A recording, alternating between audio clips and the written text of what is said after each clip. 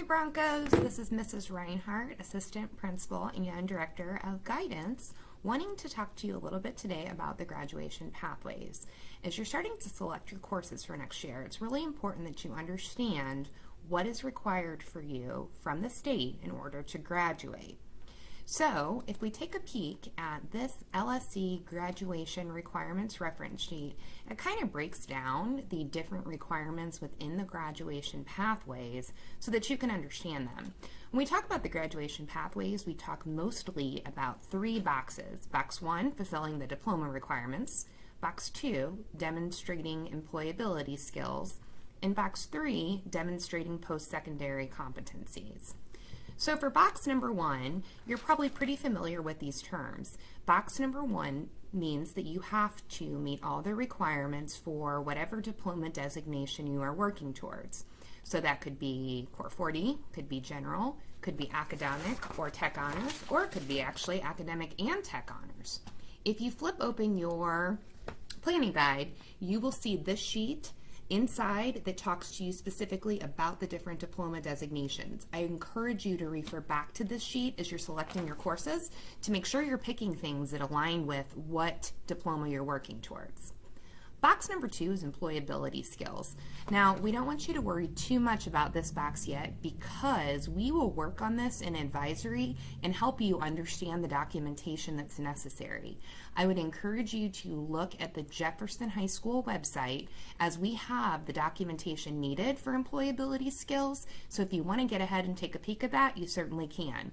But basically, you have to demonstrate employability skills in one of these areas: work-based learning, service-based learning, or project-based learning. Now, we've given you a couple examples of things that would fit within those categories, and there's certainly more that could be as well. So again, don't stress too much about this because we're going to work on this in advisory and we'll continue to talk about this as we move on. Now, box 3 is the post-secondary competencies. So this one's a little bit trickier. You guys are lucky in that you don't have to pass I-STEP. However, you do have to demonstrate your proficiency and your knowledge in one of these ways. So one would be earning the academic or tech honors diploma.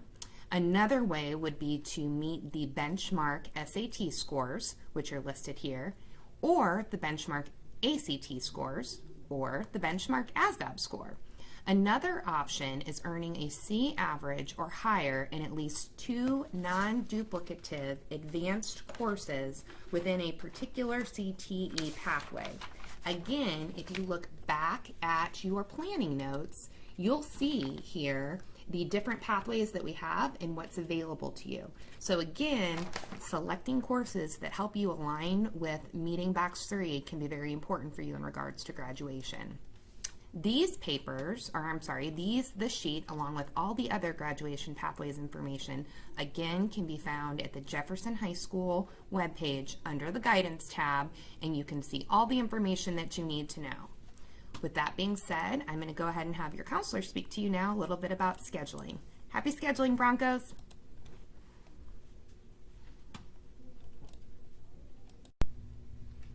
Hi there, class of 2024. I'm Mrs. Condre. I'm one of the 6 counselors here at Jeff. We're going to talk to you about your plan for your sophomore year. And I'm Miss Clark. Hello.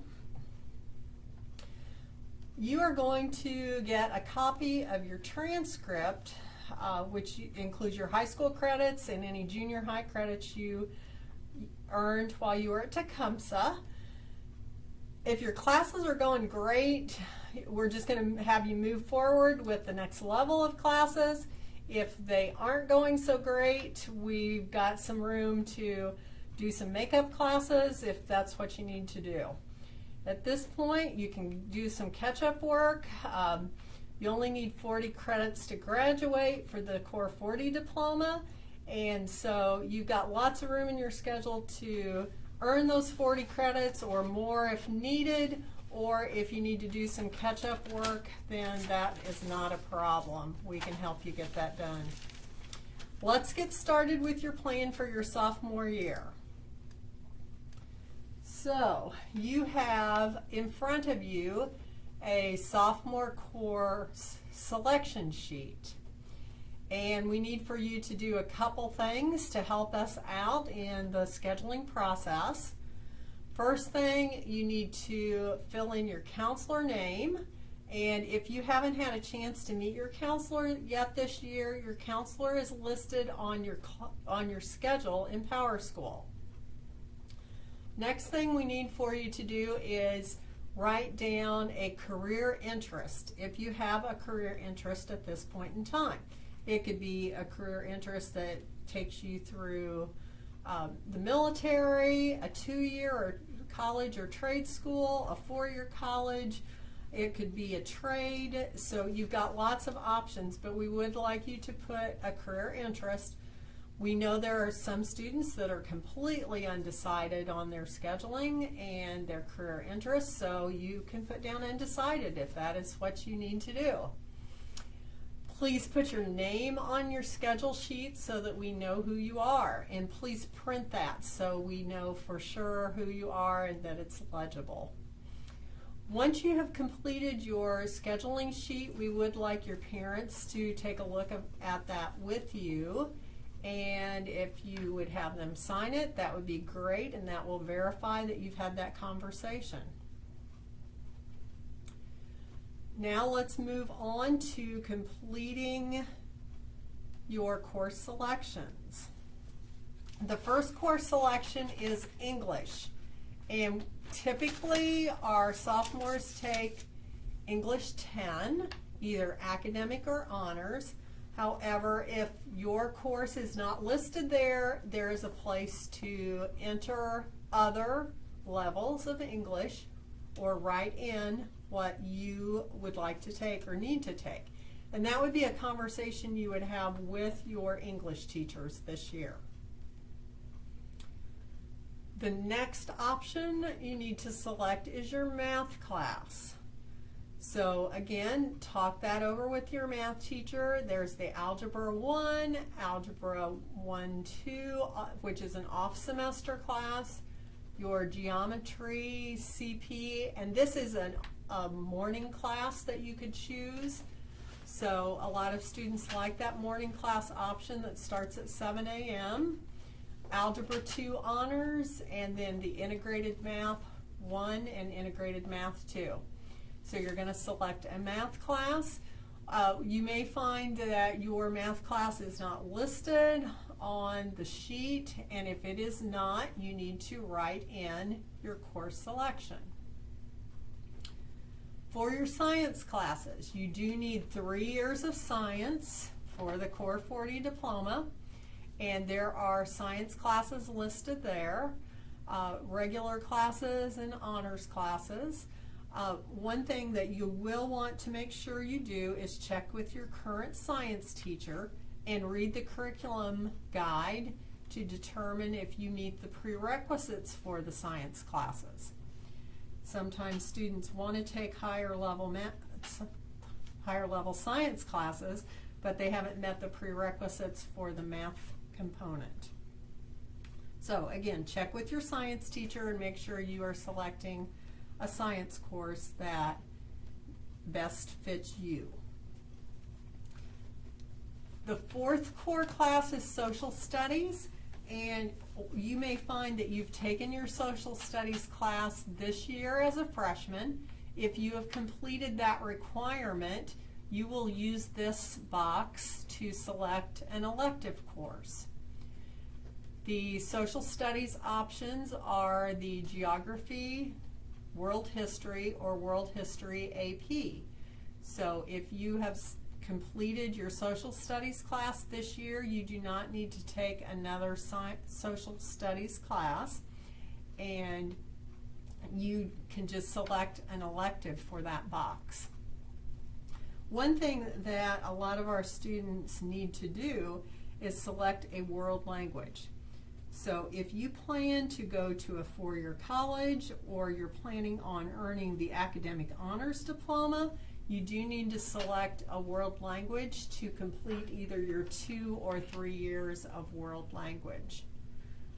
If you have questions about that, you can talk with your counselor or your world language teacher. But make sure you're getting that world language component taken care of. All right, so let's move on to PE and health. You are required to have 2 credits of PE, which are PE1 and PE2. PE2 has the swimming component to it. You also need 1 credit of health. If you haven't taken these yet, we highly suggest that you work these into your schedule or that you plan to take 1 or more over the summer. Summer school scheduling will take place later in the spring. So now we're going to move on to your electives. I'm going to switch back here and have Ms. Condrey show you the elective sheet that you'll have there in your packet. Okay, these are all the electives that are available for you to take as a sophomore that you can look at more closely. I want you to think about the electives that you're taking now and if you want to continue in those next year. If so, you're going to need to find the next course that's in the pathway of those electives. Or you're going to choose the course you want if it's in something like music or art, for example. You can choose electives for each space on rows 6 and 7. Or if you didn't choose PE, health, or social studies, you can choose electives here as well. Row 8 can be a study hall, or if you like, another elective class. Underneath row 8, you'll see 4 boxes labeled alternates. These are classes we'd like you to choose that you'd be willing to take if for some reason we cannot get you into the electives you chose above. Please choose them in the order of importance. Finally, at the bottom of the scheduling sheet, you'll see 2 spaces for summer school courses. If you'd like to make a note here of any summer school classes you'd like to take, you may do so. However, please know that you will not be enrolled in those courses at this time. Summer school registration will take place in the spring. Again, make sure to get this form completed and turned in to your English teacher by December 16th. As always, remember that you can email your counselor with any questions. That's it for us for scheduling for the class of 2024. Let us know if you have any questions. Have a great day. All right.